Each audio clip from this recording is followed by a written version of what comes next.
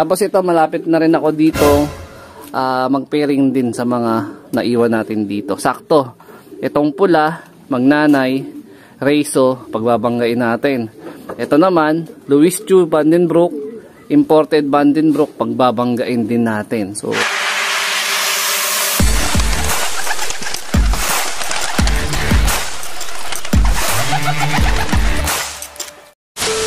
good day mga ka-EA, support to this video. So, ito nandito tayo sa tok-tok ng bubong, sumaga tayo ng pa-doply. Ayan, yung iba natin binaviewing, kasama si Batosay.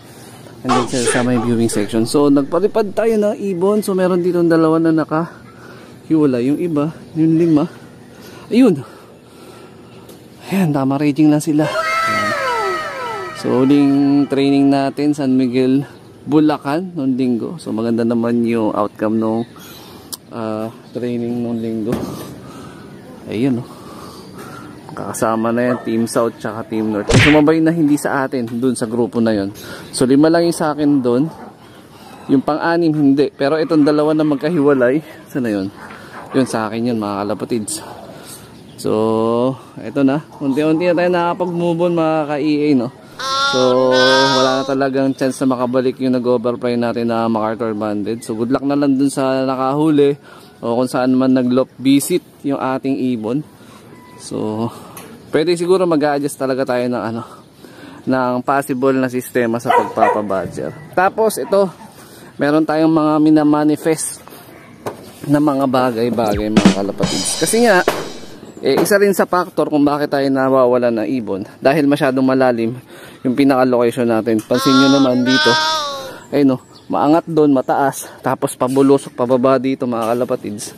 No? Hanggang dun sa pinakababa, pabulusok. Tapos natatakpan pa tayo ng mga puno-puno. So, tingin ko, isa yan sa mga factor kung bakit tayo madalas na-overflyan. Pero, ito na yung pinaka-worst kasi di ko talaga na-expect na mag-overfly yung MacArthur Banded pa. Ayan. So, nakakapanghinayang yung oras, yung panahon, yung singsing, yung lahi no ibon na nag-overfly na yun. Ayan. So, marami tayong mga pinabatcher nitong mga nakaraan na nag-overfly. Pero, nakababalik eh. So sa panahon na to, ito lang talaga tayo naawit. Ayan. So ang pinaka gusto kong i-manifest sa ngayon is pagka nagka-budget. Ayan. Gusto ko sana ilagay dito mismo yung loft. Ayan. Kaya lang, may plano na tayo. Pera na lang yung kulang. Budget na lang yung kulang. Ayan. So hindi man tayo ganun ka-bless para magkaroon ng magandang budget, tsaka malaki-laking gastuhan. Malaki-laking gastusan yun mga kalapatids, no? So, ang pinaka possible sana is mapa-second floor. Kaya lang, hindi biro yung ganong klaseng gastusin at hindi biro ang ganong klaseng plano. So, ito, meron tayong minamanifest na konti.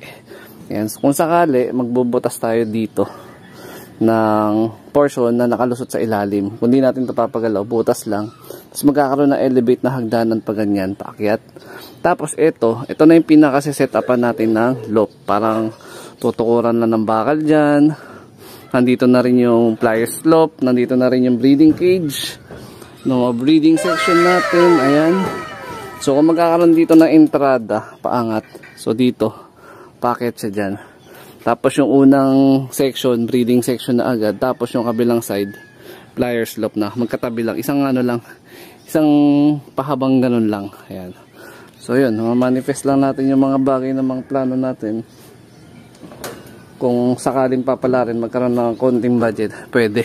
Pero kung yung talagang malakihan na budget na, ang pinakamaganda talaga dito, rooftop. Second floor buhos. Tapos rooftop yung pinakatuktok. Ayan. So yun yung pinakamagandang plano dito. Pag nangyari yun, siguro naman yung pag-overfly ng mga ibon sa atin medyo malilis. Ayan. Kaya lang dito sa part na to, ayan, ito yung pinakatuktok. Ito second floor rin naman namin to. Kaya lang hindi ganun ka-elevate mataas yung second floor. Ayan mga kalapatids. So ayan. Pero yung mga ibang kapitbahay, alam ko nakapagpaayos na ng second floor, kagaya nun, no? Second floor na sila na matayog, pero wala silang rooftop. Pero isa sa mga minamanifest natin, isa na mangyari, Pag nagkapera, siguro mga at least 3 to 5 years. Siguro. Or kung papala rin, gaya ng post ko sa ating Facebook page, kung sakali, di ba? Akalain nyo, or man malay nyo, mag solo winner, di ba? 500k. Super set. Swabe yun, no? Napakagandang plano. Tama po ba yun? A few moments later. Yun mga lapatid, so habang rumoronda pa yung iba nating warrior, so eto yung huli nating content na sabi ko pagpaparisin, pinagtabi ko na nung isang araw at mukhang okay na ang tandem nila kasi nga itong African Black Eagle natin pares na rin talaga to, tagal na rin napahinga. Tapos lalo na to kasi nga sobrang pagpapares, nag-lock visit pa sa lock ng tropa. Buti na lang talaga, tropa yung napasyalan. Tapos nakita niya yung post ko sa GC namin. Kaya naibalik. Ano to banded ng commercial ring. Tapos, yung sa kabila naman, naka-perso band to ni Idol Madla.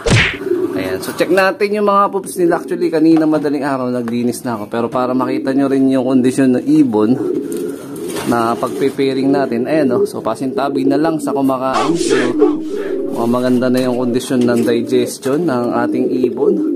Sobrang kinis na rin yan. Yung galang, bangkain talaga yung proportion ng katawan nito. Yan, yung mismo African Black Eagle. Check naman natin dito. Ito medyo may pagkabilugan yung pinaka-katawan na itong ano na to. Itong hen na to. Ayan. Possible baka next week ko to pag banggain or pagsamahin ng cage. Ayan, no. Goods na rin, no. Oh. Diba, maganda na rin yung droppings niya. Ayan, konting panahon pa to. Ayan, para at least sureball na sureball. Tapos, dahil nga sa ating YouTube channel is malapit na tayo mag 20k subscribers. So, malapit pa lang, ha. So, ang plano, yung magiging unang dalawang clutch nila, kung pumisa yung isa o pumisa ang dalawa, automatic pag na-reach natin ang 20,000 subscribers dito mismo sa ating YouTube channel, ipamimigay ko automatic yung dalawang ipipisa nila. Kung isa lang, kung dalawa, swerte. So, paano ba natin ma-hit yung 20,000 subscribers? Siyempre, sa tulong ng pag-subscribe nyo. Ayan, mga kalapatids. Pwede na!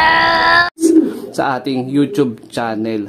Ayan. Doon sa mga naka-follow na sa ating Facebook page, nasa 52 followers na yun. 52,000 followers na yun. Kaya lang, naiwan ng todo yung ating YouTube channel. So, hingi sana ako sa inyo ng favor or ng favor para at least ma-reach natin yung 20k subscribers natin dito sa ating YouTube channel. Ayan, no, baka naman. Ayan, no. So, kung kayo humihirit kayo ng gift bird, ako hihirit din ng suporta. Ayan, kung dun sa mga willing lang naman. So, sa ngayon, dalawa lang muna ang kailangan natin o kaya kong ipamigay sa pamamagitan ng dalawang ibon na to, na African Black Eagle na bloodline ko at yung galing kay Madla Lop TV, pagbabanggain na natin. Ayan. So, yun, baka sakali matulungan niya si Lop TV na ma-reach yung kanyang pangarap na 20k followers. Malay nyo, next week o sa susunod na buwan, mahit na natin yun. Tapos, pag binagbag nga ko to, after 1 month and a half lang, matik na yun. Sure bull. Meron na tayong pamimigay na ibon. So, yun. 75 years later. Ito naman, mga kalapatids, yung kondisyon ni Batosay. Nung nakaraan, nandun siya dun sa may conditioning section ko, sa may loob. So, nakita ko kasi, parang pagaspas siya ng pagaspas para nalulungkot siya. So, for the meantime, binalik ko muna ulit siya dito. Nung nakaraan kasi, nabubuli siya rito na iba nating playa. Tapos, parang akmang na-stress. So, kinondisyon ko muna siya ng ilang araw dun sa may conditioning section natin.